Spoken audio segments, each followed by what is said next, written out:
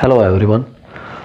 Work power and energy का जो topic है हम पिछली वीडियो में हमने डिस्कस किया था और उसमें 2 क्वेश्चंस हमने डिस्कस किए थे। तो चलिए पिछली वीडियो को आगे बढ़ाते हुए 2 क्वेश्चन हम डिस्कस कर चुके थे और आप सभी को फिर से इस वीडियो में जोड़ते हैं और क्वेश्चन नंबर इसका जो 3rd है उसको हम डिस्कस करते हैं। क्वेश्चन नंबर 3 के अंदर दिया हुआ है कि a body of mass 10 kg which is in the rest position if a force of 30 Newton is applied on the body then find the kinetic energy of the body after 5 seconds। एक body है, एक initially एक body यहाँ पर ये rest में रखी है, ये हमने इसको एक बॉडी दिखाई है और इनिशियली ये रेस्ट में है जब तक कोई फोर्स इस पर नहीं लगाया जाता है। और जो इसका मास यहाँ पर गिवन है that is mass of the body m is equal to 10 kg। यहाँ पर ये बॉडी का मास दिया हुआ है और इनिशियली ये रेस्ट की पोजीशन में है। If a force of 30 Newton, एक फोर्स इस पर 30 न्यूटन का लगाया जाता है, एक फोर्स यहाँ पर इस पर 30 न्यूटन यहाँ पर अप्लाई किया है। Then find the kinetic energy, और उसकी काइनेटिक एनर्जी हमें फाइंड करनी है 5 सेकेंड बाद। 5 सेकेंड बाद उसकी काइनेटिक एनर्जी क्या होती है? जब कोई बॉडी रेस्ट बॉडी पर हम फोर्स लगाएंगे तो वो मोशन में आएगी, मोशन में आने से उसकी काइनेटिक एनर्जी 5 सेकेंड बाद क्या होगी वो हमें इसमें फाइंड करनी है। तो ये देखते हैं कैसे इस क्वेश्चन को हल करते हैं। पहले समझते हैं कि काइनेटिक एनर्जी क्या होती है। जब कोई बॉडी मोशन में होती है तो उसकी काइनेटिक एनर्जी हम जानते हैं, the kinetic energy of the body it is equal to 1/2 mv²। ये उसकी काइनेटिक एनर्जी होती है। यहाँ पर मास तो हमें गिवन है और वेलोसिटी हमें नहीं पता है कि उसकी 5 सेकेंड बाद वेलोसिटी क्या होगी। जो 5 सेकेंड बाद उसकी वेलोसिटी होगी वो हमें फाइंड करनी है।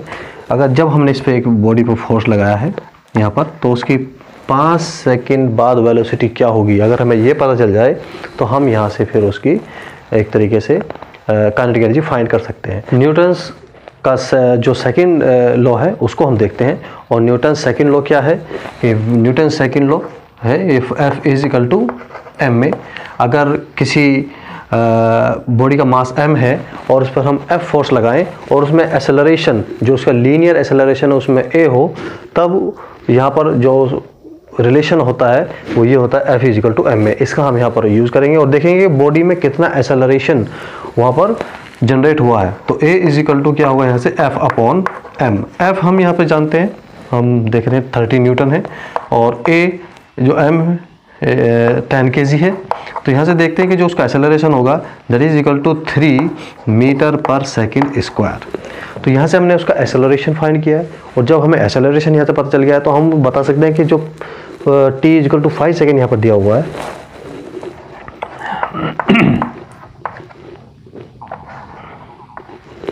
t is equal to 5 second यहाँ पर दिया हुआ है, तो उसमें यहाँ पर वेलोसिटी क्या होगी वो हम देखेंगे कि जो हमारी इक्वेशन ऑफ मोशन होती है उसको हम अप्लाई करेंगे और इक्वेशन ऑफ मोशन हमारी क्या है v is equal to u plus at।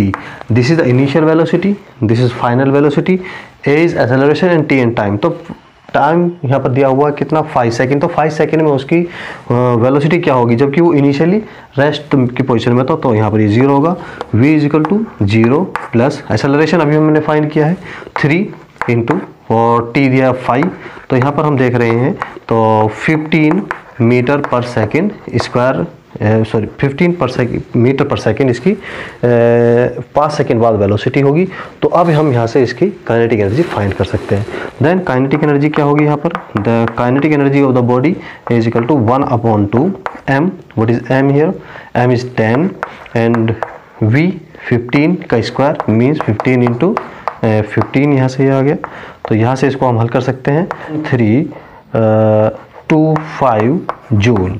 तो इतने जूल उसकी काइनेटिक एनर्जी बॉडी की होगी। तो इस तरह से हम ये क्वेश्चन को हल कर सकते हैं। तो आगे बढ़ते हैं कि चौथा क्वेश्चन हम देखते हैं कि चौथा क्वेश्चन किस टाइप का है और उसमें क्या दिया गया है कि a spring is stretched by 4 centimetre. कोई स्प्रिंग है और उसको 4 सेंटीमीटर तक उसको खींचा जाता है। It's potential energy is 100 joule. और जब उसको 4 सेंटीमीटर हम उसको खींचते हैं, मान लीजिए हमारे पास ये एक स्प्रिंग है यहाँ पर, ये ये स्प्रिंग है और इसकी जो इनिशियल लेंथ है उससे इसको 4 सेंटीमीटर तक खींच दिया जाता है। ये इसकी इनिशियल पोजीशन है और मान लिया यहाँ से यहाँ तक इसकी 4 सेंटीमीटर तक इसको खींचा जाता है। उस टाइम पे जो स्प्रिंग के अंदर पोटेंशियल एनर्जी स्टोर होगी वो कितनी है, 100 जूल यहाँ पर दी हुई है इस पोजीशन में। जो इस पोजीशन में यहाँ पर पोटेंशियल एनर्जी है, पोटेंशियल एनर्जी को हम U मान लेते हैं और यहाँ पर 100 जूल दी है इस केस में। फिर उसने यहाँ पर कहा है कि if spring is stretched by 8 centimetre, अगर 8 सेंटीमीटर उसको हम स्प्रिंग को खींचें, अगर यहाँ पर ये स्प्रिंग है और उसको बढ़ाकर यहाँ से यहाँ तक अगर उसको 8 सेंटीमीटर खींचा जाए तो वहाँ पर पोटेंशियल एनर्जी जो स्प्रिंग के अंदर होगी वो कितनी होगी। ये हमें कॉन्सेप्ट समझना है कि जब किसी स्प्रिंग को खींचा जाता है तो उस खिंची हुई स्प्रिंग के अंदर एक स्थितिज ऊर्जा होती है, एक पोटेंशियल ऊर्जा होती है। मान लेते हैं कोई स्प्रिंग, ये हमारे पास कोई स्प्रिंग है और इस स्प्रिंग को हमने उसकी इनिशियल पोजीशन से x पोजीशन x डिस्प्लेसमेंट हमने उसको दिया है या x का जो है उसकी लंबाई में हमने वृद्धि की है, तो इस पोजीशन में उसके अंदर जो पोटेंशियल एनर्जी होती है वो कितनी होती है, वो ये होती है कि potential energy in the stretched spring is equal to 1/2 kx²। ये खिंची हुई स्प्रिंग के अंदर एक पोटेंशियल एनर्जी होती है और यहाँ पर k क्या है, इसको स्प्रिंग का बल नियतांक भी हम बोलते हैं या फोर्स कांस्टेंट यहाँ पर बोला जाता है। जहाँ पर जो k है this is the force constant या स्प्रिंग बल नियतांक हम इसमें बोलते हैं, फोर्स कांस्टेंट यहाँ पर ये है। और जो x यहाँ पर दिया हुआ है, x is the change in the length of the spring, कि स्प्रिंग की लेंथ में कितना यहाँ पर चेंज हुआ है। तो यहाँ पर इनिशियली जब उसने कहा था कि अगर 4 सेंटीमीटर उसकी लेंथ में हम चेंज कर दें तो 100 जूल उसकी एनर्जी हो जाती है, पोटेंशियल एनर्जी। और अगर हम 8 सेंटीमीटर उसकी लेंथ में चेंज करें तो कितनी पोटेंशियल एनर्जी उसके अंदर इस खिंची हुई स्प्रिंग के अंदर स्टोर होगी, तो वो हमें कैलकुलेट करना है। तो ये पहली जो उसमें इनिशियली यहाँ पर पैरामीटर्स दिया है, इससे हम उसका स्प्रिंग कांस्टेंट फाइंड कर सकते हैं, क्योंकि स्प्रिंग कांस्टेंट किसी भी स्प्रिंग की एक अपनी प्रॉपर्टी होती है और ये किसी एक स्प्रिंग के लिए कांस्टेंट रहती है। अगर हम उसको दोबारा खींचेंगे या कितना भी खींच जाए तो स्प्रिंग कांस्टेंट उसका नियतांक रहता है, वो बदलता नहीं है। तो यहाँ पर हम देखते हैं कि यहाँ से हम स्प्रिंग कांस्टेंट फाइंड कर सकते हैं, उसका यूज हम यहाँ पर करेंगे तो पोटेंशियल एनर्जी फाइंड हो जाएगी। तो देखते हैं पोटेंशियल एनर्जी यहाँ से कैसे कैलकुलेट करेंगे, या इसको यहाँ पर हम इसका फोर्स कांस्टेंट कैलकुलेट करेंगे और फोर्स कांस्टेंट कैलकुलेट करने के लिए यहाँ पर ये 100 है, 1/2 फोर्स कांस्टेंट हम कैलकुलेट करेंगे।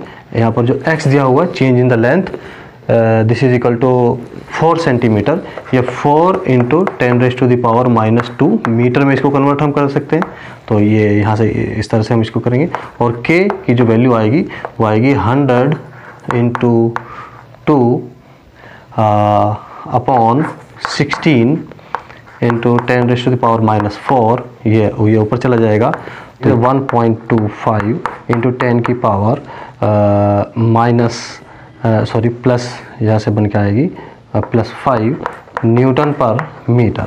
ये यहाँ से स्प्रिंग कांस्टेंट की वैल्यू आई है निकल के। अब हम ये वैल्यू यहाँ पर अप्लाई करेंगे तो यहाँ से जो हमारा पोटेंशियल एनर्जी होगी तो वो होगी 1/2 और यहाँ से k की वैल्यू 1.25 × 10⁻⁵ और इनटू में यहाँ पर जो change in the length of the spring था ये 8, इसको मीटर में हम कन्वर्ट करेंगे 10⁻⁻² और इसका स्क्वायर है। तो यहाँ से इस वैल्यू को हम यहाँ से कैलकुलेट कर सकते हैं और जो यहाँ से फिर से वो जूल में निकल के आती है। तो इस प्रकार से इस स्प्रिंग की पोटेंशियल एनर्जी क्या होती है वो हमने देखा और कैसे उसको न्यूमेरिकल क्वेश्चन बनता है वो हमने देखा। चलिए नेक्स्ट क्वेश्चन को डिस्कस करते हैं। फोर्स ऑफ 5x + 2 न्यूटन, एक फोर्स दिया हुआ है जिसकी जो वैल्यू है वो x के टर्म में दी हुई है, 5x + 2 Newton is acting on a body of mass 40 kg। एक 40 किलो वजन की बॉडी दी है, उस पर x डायरेक्शन में यह फोर्स लग रहा है and the body displaces from x = 0 to x = 6 centimetre, और ये x = 0 से x = 6 सेंटीमीटर तक उसको ये फोर्स डिस्प्लेस कर देता है। तब यहाँ पर जो वर्क डन हुआ है फोर्स की वजह से वो कितना वर्क डन यहाँ पर हुआ है वो हमें फाइंड करना है। तो समझते हैं कि मान लिया यहाँ पर एक ये बॉडी है और बॉडी को x डायरेक्शन में यहाँ पर इसको ये x इस डायरेक्शन में फोर्स यहाँ पर इस पर लगा है, और जो बॉडी है वो x = 0 से डिस्प्लेस होकर यहाँ पर हम देख रहे हैं कि x = यहाँ पर 6 तक उसको डिस्प्लेस कर दिया जाता है। तो बॉडी को यहाँ से यहाँ तक लाने में x = 0 से x = 6 तक लाने में, जबकि फोर्स यहाँ पर वेरिएबल है, x की टर्म में यहाँ पर दिया हुआ है, जो फोर्स है वो x का एक फंक्शन है, x के साथ वो वेरी कर रहा है, तो this is the variable force. तो जब हमें फोर्स कांस्टेंट ना दिया हो, वेरिएबल फोर्स दिया हुआ हो, तो ऐसे केस में वर्क डन कैसे हम फाइंड करते हैं उसको हम देखते हैं। तो ऐसे केस में जो वर्क डन होता है this is equal to integration हम यहाँ पर यूज़ करते हैं, और integration from suppose a to b, ये एक जनरल फॉर्मूला हम लिख रहे हैं, और फोर्स यहाँ पर क्या दिया हुआ है, और x डायरेक्शन में अगर वो मोशन में है, अगर उसकी मोशन डिस्प्लेसमेंट x डायरेक्शन में है तो dx यहाँ पर यूज़ करते हैं। तो इस तरह से जो यहाँ पर हमें वर्क डन होता है, जो वेरिएबल फोर्स अगर अप्लाई किया है तो उसका इंटीग्रेशन हम यहाँ पर डेफिनेट इंटीग्रल हम वहाँ पर यूज़ करते हैं। तो ये कहाँ से वो बॉडी डिस्प्लेस हुई और कहाँ पर वहाँ पर पहुँची है, तो ये लिमिट होती है। जैसे यहाँ पर x = 0 से x = 6 पर उसको डिस्प्लेस किया गया है, तो यहाँ पर x = a, यहाँ पर 0 है और b यहाँ पर 6 है, फोर्स यहाँ पर दिया हुआ है, और dx के रेस्पेक्ट में इसको इंटीग्रेशन हमें करना है, तो हम वहाँ से इसका वर्क डन फाइंड कर सकते हैं। तो यहाँ पर क्या होगा, इंटीग्रेशन की लिमिट क्या होंगी, 0 to 6, और फोर्स यहाँ पर गिवन है दैट इज़ 5x + 2, और dx यहाँ पर दिया हुआ है, तो इसको हम यहाँ से इंटीग्रेट करेंगे, और इंटीग्रेशन में हम देखते हैं कि 5x² / 2 प्लस यहाँ पर बनेगा 2x, और इसकी लिमिट फ्रॉम 0 to 6। जब 6 लिमिट हम यहाँ पर, अब हमें क्या करना है, अपर लिमिट यहाँ पर पुट करेंगे और लोअर लिमिट यहाँ पर पुट करेंगे। अपर लिमिट पुट करेंगे तो क्या आएगा, 5 × 6 का स्क्वायर / 2 प्लस में 2 × 6 माइनस, जब लोअर लिमिट पुट करेंगे तो यहाँ पर भी x है, यहाँ पर भी x है, तो वो 0 ही आएगा। तो इसको सोल्व कर देखते हैं, तो जो इसका आंसर निकल के आएगा दिस इज़ अराउंड 120 जूल। तो यहाँ पर वर्क डन क्या हुआ है वो हम इस तरह से फाइंड कर सकते हैं। अगर फोर्स कांस्टेंट नहीं दिया हुआ है, वेरिएबल फोर्स यहाँ पर दिया हुआ, तो इस तरह से इंटीग्रेशन से उसको वर्क डन कैलकुलेट किया जा सकता है। चलिए नेक्स्ट क्वेश्चन देखते हैं। ए बुलेट ऑफ मास 30 ग्राम, एक बुलेट दी है, एक बंदूक से निकली गोली है जिसका वजन यहाँ पर दिया हुआ है 30 gram, hits a target and penetrates 5 centimetre into it। Target को हिट करती है और टारगेट के अंदर 5 सेंटीमीटर तक उसको पेनिट्रेट कर जाती है, या 5 सेंटीमीटर उसके अंदर घुस जाती है। If the average resistance offered by the target is 200 Newton.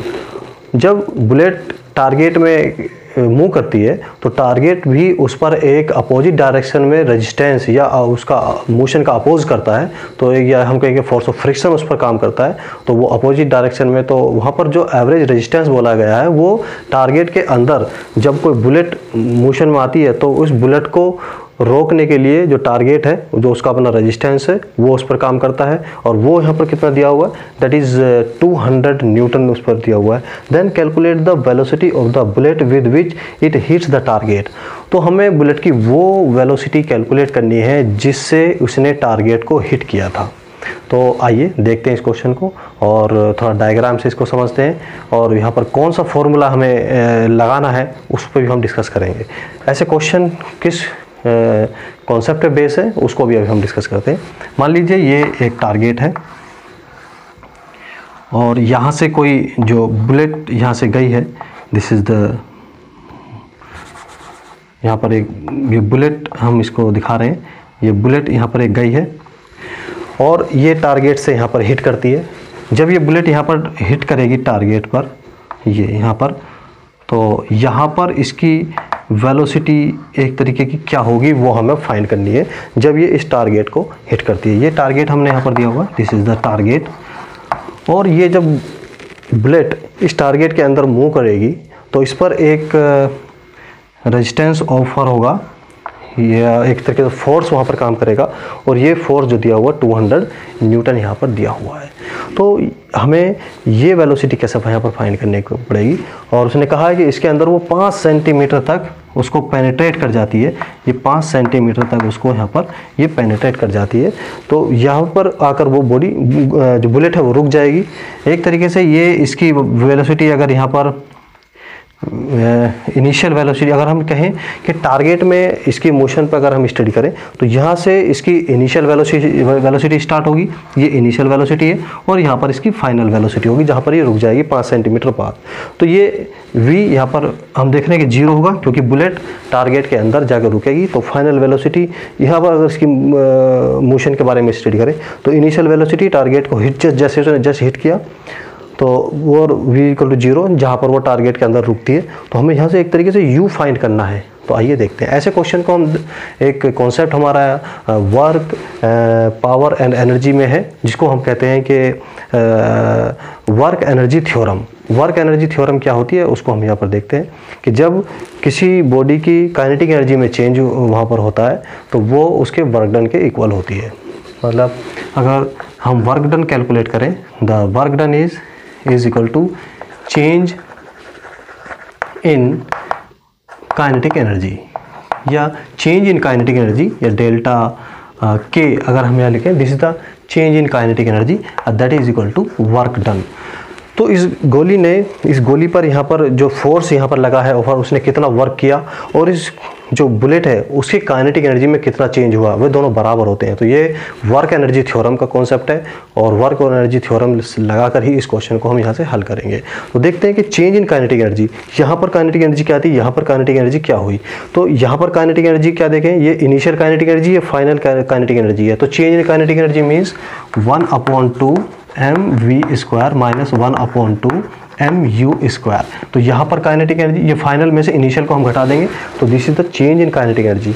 और वर्क डन कितना होगा, वर्क डन की अगर बात करें तो यहाँ पर वर्क डन अगर हम कैलकुलेट करें तो वो हमारा वर्क डन होता है कि F × d cos थीटा।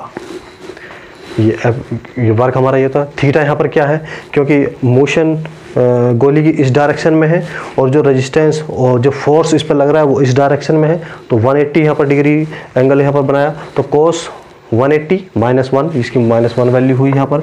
और ये फोर्स यहाँ पर दिया हुआ है, दिस इज 200 न्यूटन और डिस्प्लेसमेंट यहाँ पर कितना 5 सेंटीमीटर।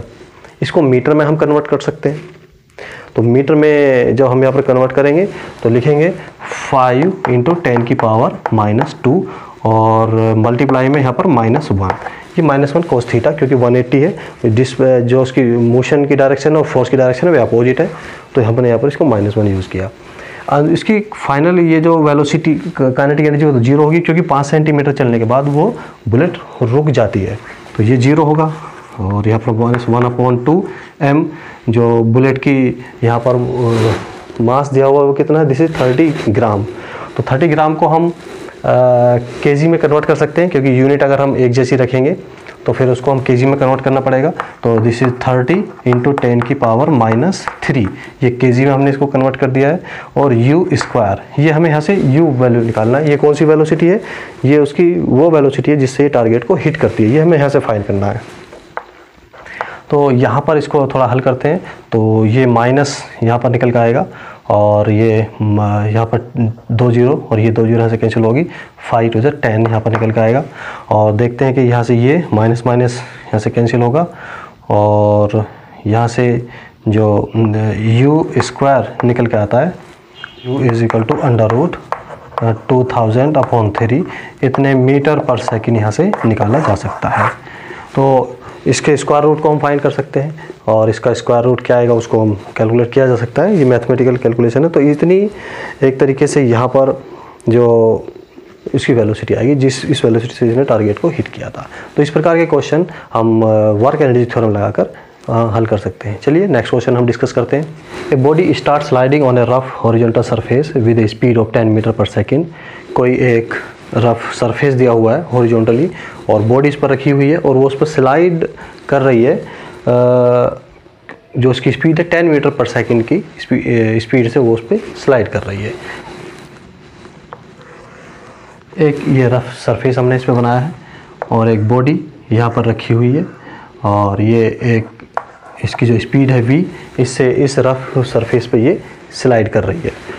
जब बॉडी इस रफ सरफेस के अंदर उस पर स्लाइड करेगी तो बॉडी और सरफेस में के जो यहाँ पर बॉडी और सरफेस के बीच में उस पर एक फोर्स काम करेगा जिसको फोर्स ऑफ फ्रिक्शन कहते हैं। अगर बॉडी इधर को मूव कर रही है तो फोर्स ऑफ फ्रिक्शन इधर को मूव करेगा, this is the force of friction यहाँ पर ये होता है।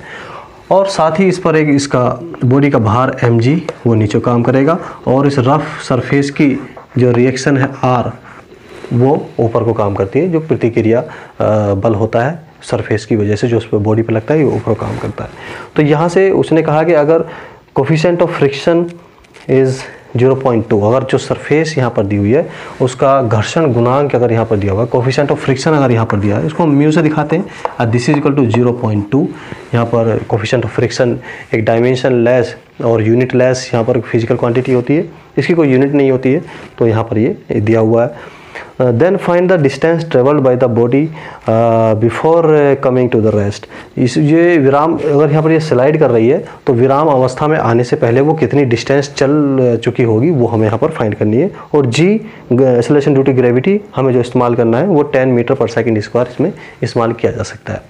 तो ऐसे क्वेश्चन को करने के लिए हम इसमें न्यूटन्स इक्वेशन यहाँ पर अप्लाई करेंगे और देखते हैं कि mg r equal to mg यहाँ पर बैलेंस होता है और यहाँ से जो ये फोर्स F लगा हुआ है क्योंकि बॉडी मोशन में है और वो बाद में आकर रुकेगी तो इस पर एक्सेलरेशन भी यहाँ पर काम कर रहा है। तो इस पर न्यूटन्स इक्वेशन अगर हम यहाँ पर बनाएंगे तो देखेंगे कि जो ये फोर्स यहाँ पर है, न्यूटन की सेकेंड इक्वेशन क्या है, F इक्वल टू ma अगर यहाँ पर अप्लाई करें, F यहाँ पर क्या है, ये फोर्स ऑफ फ्रिक्शन है, तो यहाँ पर ये ma दिया हुआ है। और साथ ही F इक्वल टू क्या होता है, ऐसे केस में जो F इक्वल टू हमारा म्यू आर होता है, जो फोर्स ऑफ फ्रिक्शन है वो म्यू आर के इक्विवेलेंट होता है इस केस में। तो यहाँ पर ma यहाँ पर एक्सेलरेशन हम फाइंड कर सकते हैं या ये अभी ऐसे रखते हैं, तो यहाँ पर हम इसमें ये देख लेंगे किस एक्सेलरेशन से वो बॉडी मूव कर रही है। और r इक्वल टू यहाँ पर क्या है, r इक्वल टू यहाँ पर mg होगा, तो r इक्वल टू mg यहाँ पर पुट कर सकते हैं। तो mu mg is equal to ma, m से हम यहाँ पर कैंसिल होगा, तो a इज इक्वल टू अगर यहाँ पर देखें तो म्यू g, म्यू यहाँ पर क्या दिया हुआ है 0.2 और एक्सेलरेशन ड्यू टू ग्रेविटी 10 दिया हुआ है, तो 2 मीटर पर सेकेंड स्क्वायर। तो इस एक्सेलरेशन से बॉडी स्लाइड कर रही है, तो हमने उस बॉडी का एक्सेलरेशन यहाँ पर फाइंड कर लिया है और एक्सेलरेशन हमारे पास आ गया है। तो अब हम ये बता सकते हैं कि वो कितनी डिस्टेंस तक उसने चली है।